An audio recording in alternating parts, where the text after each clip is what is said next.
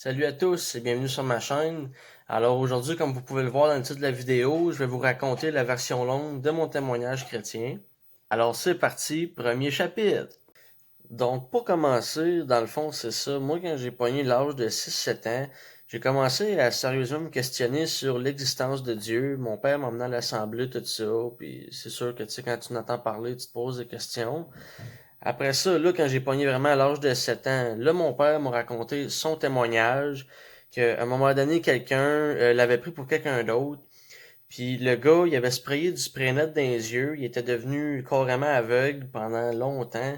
Puis à un moment donné, lui-même, il a prié Dieu, puis il a retrouvé la vue exactement, très clairement, 3 jours plus tard. Donc moi, mon père, je savais qu'il me disait souvent ou pas mal tout le temps la vérité.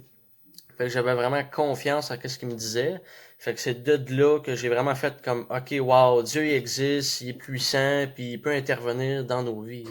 Puis après ça, ben ça m'a donné le goût d'aller lire dans la Bible pour connaître plus ce Dieu-là qui avait guéri mon père. Puis là, j'avais tombé sur une page, comme dans Ésaïe, je pense, dans les prophéties, puis je comprenais rien, tu sais, t'as 7 ans, tu lis ça, tu fais ouais que c'est ça.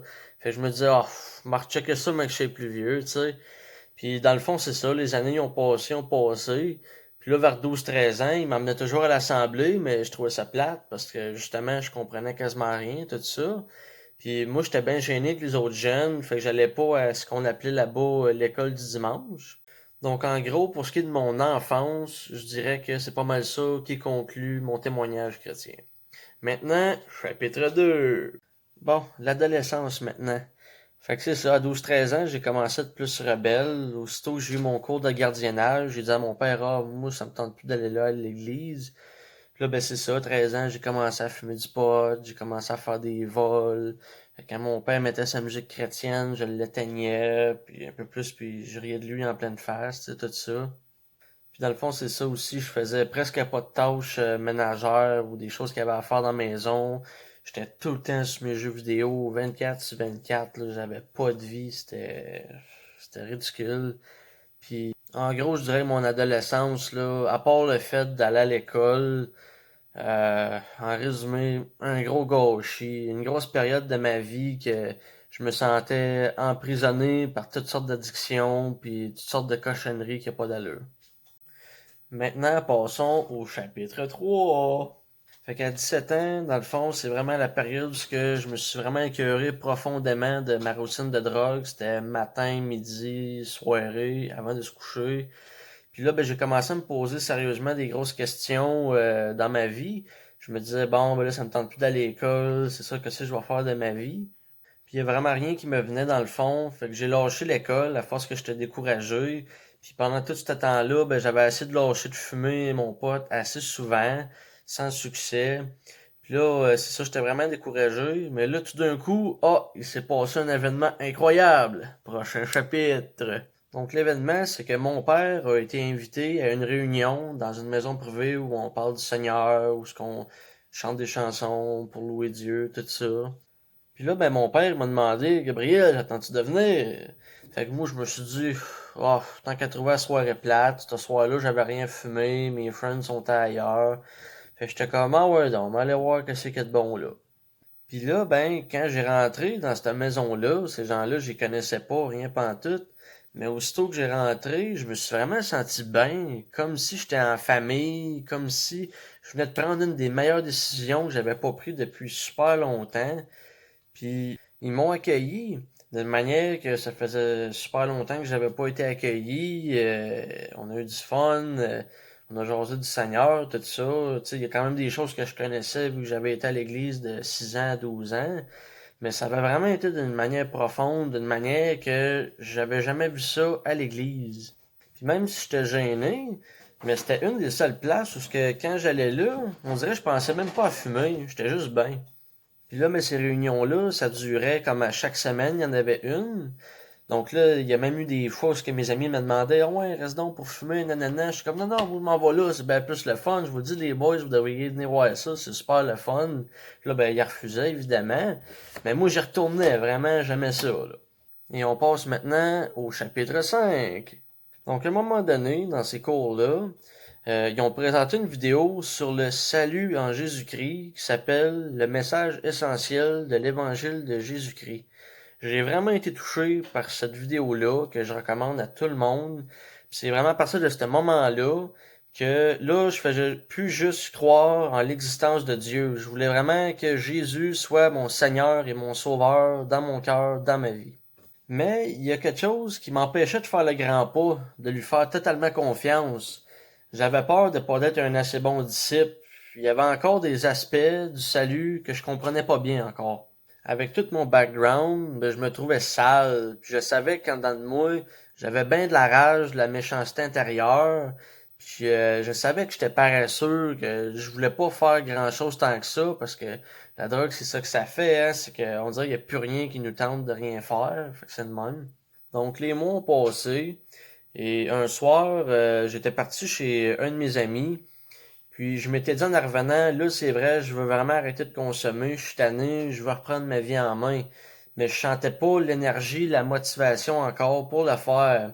Mais cette journée-là, quand j'ai prié Dieu dans le nom de Jésus, il s'est vraiment passé quelque chose de merveilleux. C'est comme si j'aurais senti la main de Dieu venir prendre toute la négativité, puis l'addiction que j'avais pour la drogue, il l'a juste pris, puis il l'a détruit. Amen.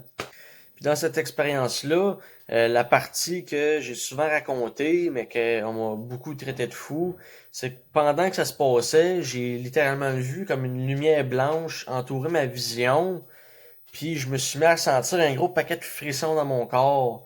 Mais le monde me disait, ah, voyons donc, t'as peut-être juste à regarder le soleil trop, puis nanana, puis le monde m'a pris pour un fou. Mais je déclare aujourd'hui que c'est vrai, c'est arrivé, et c'est Dieu qui a fait un miracle pour moi dans ma vie. Et c'est vraiment là que j'ai vraiment commencé à lui faire confiance, vraiment très très fortement. Après, je priais pour qu'il me redonne la motivation de retourner à l'école. Hey, là, tout d'un coup, je l'avais, go go, j'allais m'inscrire, puis tout allait bien, c'était super. Bon, ben pour ceux qui se demandaient c'était quoi le petit bruit de fond qui vient de passer, c'était mon père qui m'a demandé d'aller manger. Fait que là, je viens d'aller manger, fait que bon, je reprends mon histoire. Fait que là, depuis ce temps-là, j'ai plus jamais été esclave de la drogue. C'est ça, j'ai fini mon école, mon secondaire 5. J'ai même retourné à l'église. Le monde était super content de me revoir. C'était merveilleux. Puis ça a vraiment été là que j'ai décidé d'être un disciple du Seigneur, vraiment, dans mon cœur. Puis là, les jours qui ont suivi ont été remplis d'action. Donc c'est pas mal là que j'ai confessé Dieu de ma bouche. Comme c'est écrit dans Romains 19, j'ai connu la moquerie. Donc là, c'est ça, beaucoup d'amis que j'avais qui venaient chez nous souvent, ils m'ont tous laissé tomber quasiment.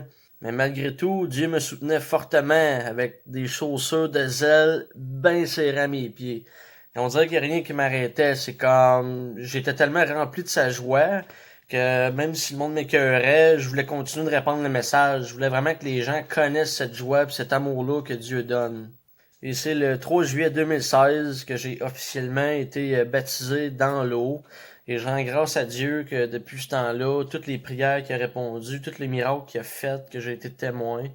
Pour toutes les fois où ce que Dieu m'a aidé à passer au travers des épreuves, mais surtout pour la vie éternelle qu'il nous donne en Jésus-Christ. Amen! Et après tout, c'est sûr que mon parcours il est pas fini, mais il y a une affaire que je suis certain après toutes ces années, c'est que quand tu mets vraiment ta confiance en Dieu, ben il y a juste du bon qui peut en ressortir. Aussi, j'ai vécu beaucoup d'expériences de réconciliation. C'est ça, dans les premiers temps, le Seigneur me mettait vraiment une poussée d'appeler les gens avec qui que j'avais eu des conflits ou que je parlais plus. Puis j'étais comme, ah ouais, let's go, pourquoi qu'on s'en reparlerait pas? Puis je me suis excusé à beaucoup de gens. Puis ça aussi, ça a vraiment été révélateur. Puis ça a vraiment été comme un poids de moins sur mes épaules. Vraiment, c'était super. Puis dans le fond aussi, dans le temps, j'avais volé vraiment beaucoup de choses. Fait que du matériel électronique, des affaires vraiment chères. Fait que ça aussi, j'ai tout rapporté ça au propriétaire. Puis j'ai écrit une lettre comme quoi que c'était Dieu qui me poussait à lui remettre ces choses-là. Puis ça aussi, ça a vraiment été un gros soulagement dans ma vie. Et maintenant, on passe au dernier chapitre avant la conclusion. Dieu est demeuré fidèle tout au long de mon parcours et rien ne peut me séparer de son amour. Il est la meilleure décision que j'ai prise de toute ma vie et j'ai la certitude qu'il restera la meilleure décision jusqu'à la fin de mes jours. C'est pourquoi je vous invite, vous aussi, à prendre cette décision, de faire le grand pas, de mettre votre confiance entière en Jésus-Christ et je vous garantis que votre vie n'en sera que meilleure. Et peu importe les raisons qui peuvent vous faire hésiter de faire ce choix viennent de l'ennemi. Parce que l'ennemi il est seulement venu pour voler, tuer et détruire.